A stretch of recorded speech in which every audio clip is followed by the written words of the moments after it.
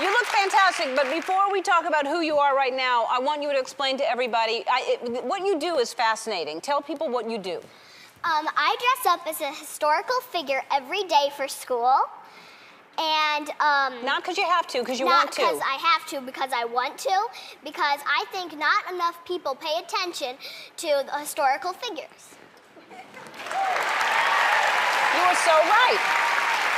So, who are you? Right now, I'm Queen Elizabeth I. And why are you? Isn't that fantastic? And tell us why you're Queen Elizabeth I.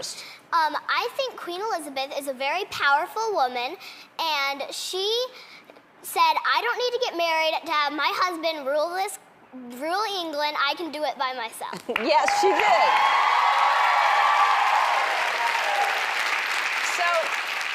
So you've been doing this for how long? When did you start? I started in 2nd grade last year on the 2nd day. 2nd grade last year on the 2nd day. And now, it's not like once a week I feel like doing this, like every single day you dress up as someone different, right? Yes. And what do your classmates think?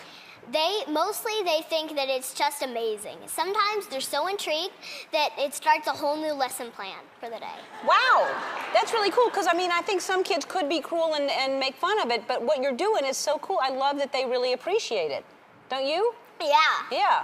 All right, so let's look at some people that you've been, and you really are. You're teaching people a lot about these historical figures that not enough kids know. So let's look at the first one. And that is, of course? That is Billie Holiday. Billie Holiday.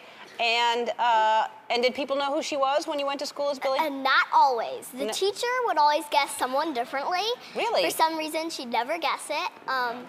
She'd always think someone else. And then that's the one that we had to research a lot. Really? Yeah. And you should, because she was pretty cool, right? Yeah. And then the second one?